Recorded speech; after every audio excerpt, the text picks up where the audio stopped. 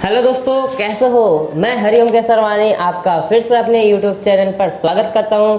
दोस्तों, आज की इस वीडियो में हम पढ़ने वाले हैं कक्षा 11वीं का चैप्टर नंबर 1 समुच्चय का एक्सरसाइज 1.1 का। ये आज हमारा क्वेश्चन नंबर 5 चलेगा। पहले की वीडियो में हमने क्वेश्चन नंबर 4, 3, 2 और 1 को सॉल्व किया था। यदि आपने उसको नहीं देखा है तो उसे देख लीजिएगा। उसके पहले हमने कुछ बेसिक क्लास भी चलाए थे, उसे भी आप देख लीजिएगा। इससे आपको बहुत बेनिफिट्स मिलेगा और अच्छे से समझ में भी आएगा, उसे देख लीजिएगा। आज के इस वीडियो में हम डिस्कस करने वाले हैं कि किसी भी दिए हुए जो हमारा ये समुच्चय है, ये कौन सा रूप है, ये समुच्चय निर्माण रूप है। इसे हम रोस्टर रूप में कैसे लिख सकते हैं, आज की इस वीडियो में हम इसी को देखेंगे। चलिए देखते हैं। देखिए, मान लीजिए मैं आपको कोई उदाहरण दे रहा हूं।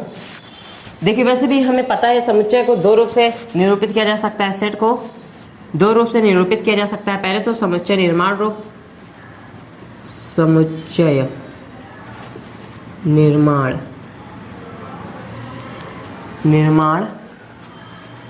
रूप, और दूसरा क्या होता है, दूसरा हमारा होता है, ये पहला हो गया, दूसरा हमारा होता है रोस्टर रूप। रोस्टर रूप, देखिए रोस्टर रूप को हम एक और भी कहते हैं, सूचीबद्ध रूप कहते हैं। यदि प्रश्न आपको एग्जाम में पूछ ले तो कंफ्यूज नहीं होना है। सूचीबद्ध रूप भी इसे कहते हैं, उसे भी मैं बता दे रहा हूं। इसे सूचीबद्ध रूप भी कहते हैं, सूचीबद्ध रूप। इसे रोस्टर रूप को सूचीबद्ध रूप और समुच्चय निर्माण रूप को तो सेट ब्यूलर फॉर्म इंग्लिश में ही कहते हैं, इसे रोस्टर रूप कहते हैं। ठीक है, मान लीजिए मैं आपको एक उदाहरण दे रहा हूं समुच्चय निर्माण रूप का। A बराबर x कॉलन x एक स्वर है। किसका स्वर है? अंग्रेजी वर्णमाला का स्वर है। ठीक है, अब मान लीजिए हमारा क्या है, स्वर है लगा लीजिएगा, इसमें स्वर है। मान लीजिए इसे हमें लिखना है रोस्टर रूप में।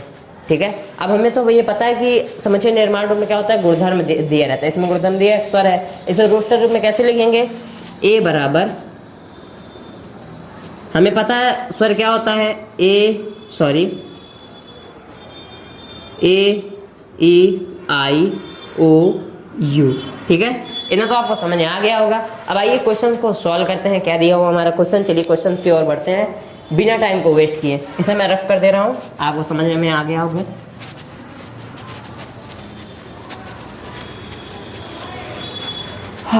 आज की इस वीडियो में आपको सब कुछ समझ में आने वाला है।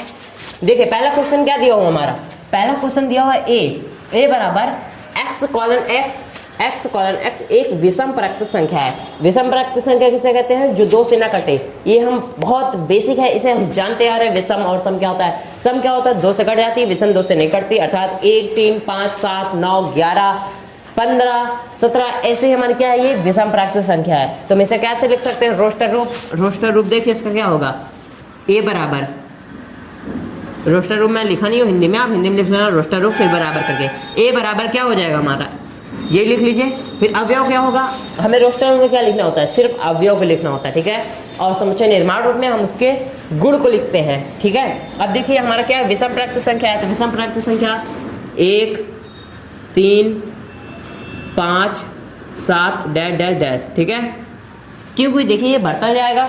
विषम परक्त संख्या तो बहुत सारी है, इनफाइनाइट है। ठीक है, अगला देखिए, आपको ये समझ में आ गया होगा क्योंकि हम रोस्टर रूप में सिर्फ अवयव को लिखते हैं। ठीक है, गुणधर्म को नहीं लिखते हैं। अगला देखिए, x कॉलन x एक पूर्णांक है। एक पूर्णांक है, पूर्णांक क्या है? पूर्णांक मतलब पूर्ण है, मतलब उसमें दशमलव नहीं है या ऐसा कुछ नहीं है, बटे में नहीं है, ऐसा नहीं है। ठीक है, पूर्णांक मतलब पूर्ण है एकदम। ठीक है, अब देखिए जब पूर्णांक क्या होता है, संख्या रेखा की जो इधर दाईं और बाईं ओर स्थित होती है संख्या, ऋणात्मक होती है और धनात्मक होती है और जीरो भी होती है, हमारी क्या होती है, पूर्णांक होती है। पूर्णांक जैसे -1, -2, 1, 0 ये सब पूर्णांक है। अब देखिए क्या है, x कॉलन x एक पूर्णांक है, इतना दिया। अब क्या है वो, देखिए जो x है, x -1/2 से बड़ा है, -1/2 से बड़ा है और 9/2 से क्या है, छोटा है। तो इसका रोस्टर रूप क्या होगा, आइए देखते हैं रोस्टर रूप क्या होगा। सिंपल सा है, ये b है हमारा, समुच्चय b बराबर -1/2 से बड़ा है। तो -1/2 से बड़ा तो क्या हो जाएगा हमारा, 0/2 होगा। क्योंकि देखिए -1/2 के बाद क्या आएगा, 0 ही तो आएगा, आगे 0 आएगा नहीं, इससे बड़ा। अब 0 को हम डायरेक्ट इससे ऐसे भी तो लिख सकते हैं, 2 का अगर 0 का 2 में भाग दोगे तो उतना ही आएगा, 0 आएगा। तो इसे यहाँ पे 0 लिख दीजिए, 0 कॉमा। अब देखिए 0 के बाद क्या आएगा, 1 आएगा, तो 1/2। 1/2 के बाद क्या आएगा, 2/2, जिसे हम क्या लिख सकते हैं, 2/2 को हम क्या लिख सकते हैं, 1 लिख सकते हैं ना, तो इसे हम 1 लिख लेंगे। ठीक है, समझिएगा, मैं लिख कर आपको बता रहा हूँ। तो इसे हम 1 लिख सकते हैं। फिर आगे क्या आएगा, 3/2। फिर 3/2 के बाद क्या आएगा, 4/2। 4/2, जिसे हम क्या लिख सकते हैं, 2 का नाम 2, 2 दूनी 4, अर्थात 2 लिख सकते हैं ना, 4/2 को 2 लिख सकते हैं। तो चलिए 2 लिख दे रहे हैं इसे हम, 2 लिख दिया। अब देखिए 4/2 हो गया, 5/2, 5/2 के बाद 6/2। 6/2 के क्या लिख सकते हैं, देखिएगा, समझिएगा धरा ध्यान से, इसे 3 बार कटेगा, तो 6/2 को हम 3 लिख सकते हैं, तो 3 लिख दीजिए। सरल करके लिखते हैं ना, सरल करके लिखते हैं ना, तो 3। फिर 7/2, 7/2 तो कटेगा नहीं, 7/2 लिख दीजिए। फिर 7/2 के आगे क्या आएगा, 8 आएगा, 8/2 आएगा। अब 8/2 को कट जाएगा ये, तो 4 आएगा। देखिए ना, ये 2 है, 2 से कट जाएगा, कितना आएगा, 4 आएगा, तो 4 लिख देंगे हम यहाँ पे, 4 लिख दीजिए। अब देखिए 8/2 हो गया। अब 8/2 से आगे नहीं ले जाएंगे, क्यों, क्योंकि 9/2 से छोटा है। ठीक है, जब 9/2 से छोटा है, ये नहीं बोला 9/2 से छोटा है या बराबर है, बोला छोटा है, तो बस हम 4 ही तक ले जाएंगे इतना। ये हमारा क्या हो गया, रोस्टर रूप हो गया। आपको समझ में आया होगा। अब देखिए तीसरा नंबर क्या है सवाल हमारा, वेरी सिंपल है, सेम ऊपर की जैसा है। देखिए x कॉलन x एक पूर्णांक है, पूर्णांक हमने बताया आपको क्या है, समझ आया होगा। अब देखिए एक पूर्णांक है, उतना समझ गए होंगे, जहां x² x का वर्ग छोटा है या बराबर किसके, 4 के, मतलब जो x का वर्ग है वो 4 से छोटा है या उसके बराबर है, इसके कहने का मतलब ये है। तो देखिए x हमारा क्या है, पूर्णांक दिया हुआ है, पूर्णांक क्या हो सकता है, देखिए बता रहा हूं, c। इसे हम क्या लिख सकते हैं, अगर मान लो हम 2 ले रहे हैं यहाँ पे, x बराबर 2, x बराबर अगर हम 2 ले रहे हैं, तो क्या हो जाएगा, यहाँ पे घात लग जाएगी, क्योंकि यहाँ पे x² लगा हुआ है ना, x², तो क्या हो जाएगा, 4 हो जाएगा। तो मतलब देखिएगा जो हमारा x² है वहाँ 2 लेने पे 4 के बराबर आ रहा है ना, तो सबसे बड़ी जो हमारी अवयव होगी इसमें वो क्या हो जाएगा, 2 हो जाएगा। ठीक है, अब 2 के नीचे लेके देखिए x² बराबर 1 का स्क्वायर बराबर क्या हो जाएगा, 1 ही होगा, है ना, छोटा हो गया। अब समझिए जरा, बता रहा हूँ मैं आपको, समझिएगा। देखिए इसे हम क्या लिख सकते हैं, -2 लिख सकते हैं, क्योंकि अगर हम वर्ग में माइनस या प्लस करते हैं तो क्या आता है हमारा, ये प्लस में ही आएगा हमेशा, प्लस या माइनस में आएगा। देखिए अगर -2 का वर्ग करोगे, -2 का वर्ग करोगे तो 2 2 या 4 आएगा। ठीक है, तो समझ जाइए आप। अब देखिए इसके बाद क्या आएगा, इससे छोटा -1 आएगा, फिर 0 आएगा, फिर 1 आएगा, फिर 2 आएगा। 2 से बड़ा नहीं ले सकते, क्यों नहीं ले सकते, अगर 2 से बड़ा 3 आएगा, 3 का वर्ग करेंगे, 3 3 9, 3 3 9, 9 क्या है, 4 से बड़ी है, क्योंकि हमें 4 से बराबर, 4 के बराबर या 4 से छोटा लेना है। यहाँ पे 4 के बराबर तो आएगा नहीं, यहाँ पे बड़ा आएगा, है ना, तो इसलिए हम 3 नहीं ले सकते इसके आगे, समझिएगा, इसके आगे हम 3 नहीं ले सकते। यही हमारा क्या हो गया, रोस्टर रूप हो गया। ठीक है, अगर इसके आगे हम -3 रखेंगे तब पर भी हमारा क्या आएगा, 9 आएगा। 9 बड़ा है 4 से, तो उससे कोई मतलब नहीं है। ठीक है, हमें जितना कहा गया है सिर्फ उतना ही करना है।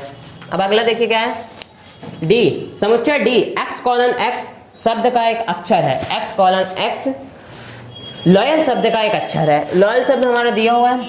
अब देखिए डी लॉयल शब्द, हमने आपको क्या पहले की वीडियो में क्या बताया था, उससे जरूर देखिएगा, क्योंकि किसी भी क्लास के शुरू होने से पहले आप अगर फर्स्ट क्लास ज्वाइन नहीं करते तो उसके बाद वाला क्लास आपको सब एकदम बोरिंग सा फील होगा, कुछ समझ में नहीं आएगा क्या पढ़ा रहा है।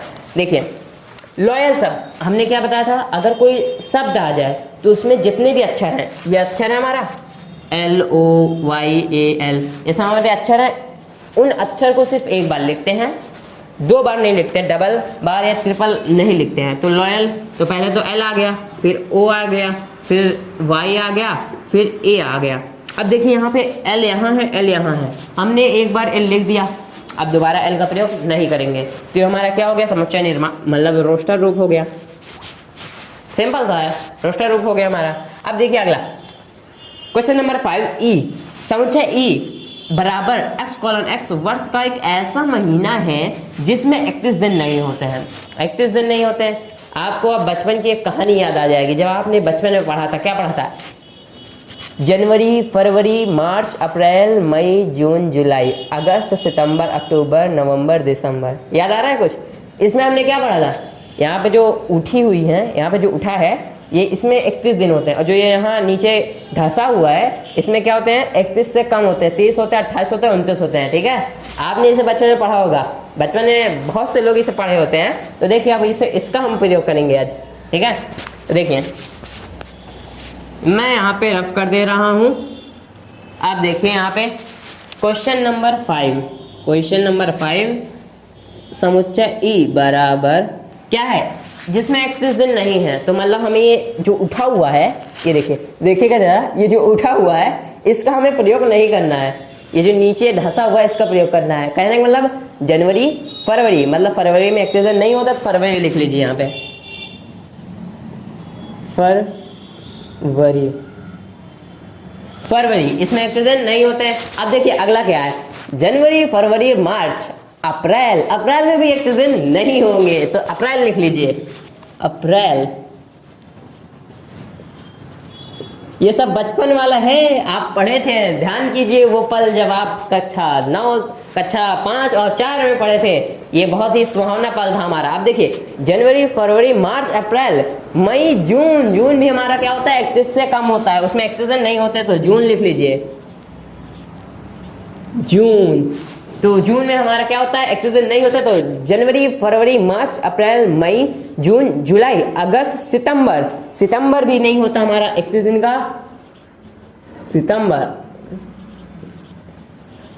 ठीक है, इसे आपने बचपन में पढ़ रखा है ये क्या होता है। ठीक है, फिर अगला देखिए, आपको समझ नहीं आ रहा तो मैं आपको पास करके दिखाता हूं। देखिए जनवरी, फरवरी, मार्च, अप्रैल, मई, जून, जुलाई, अगस्त, सितंबर, अक्टूबर, नवंबर, नवंबर में 31 दिन नहीं होते हैं, तो नवंबर लिख लीजिए,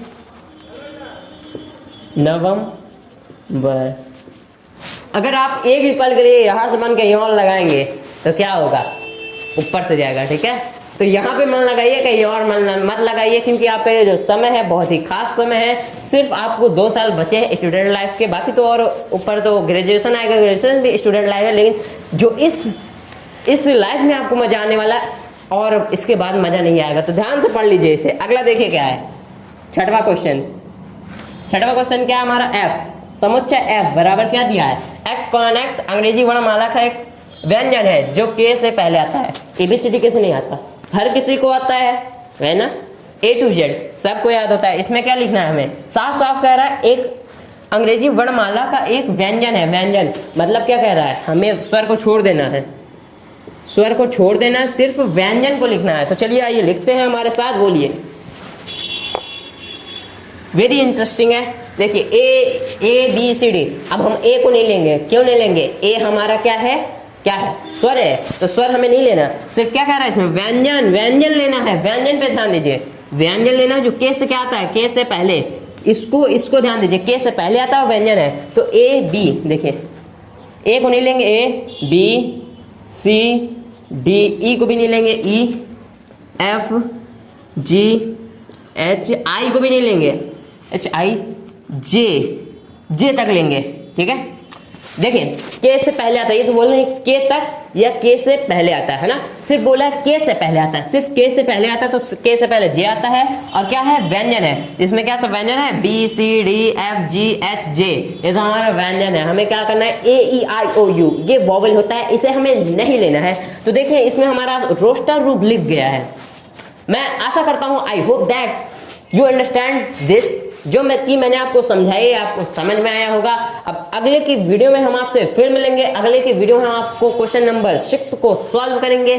चलिए अभी के लिए धन्यवाद, फिर से मिलते हैं।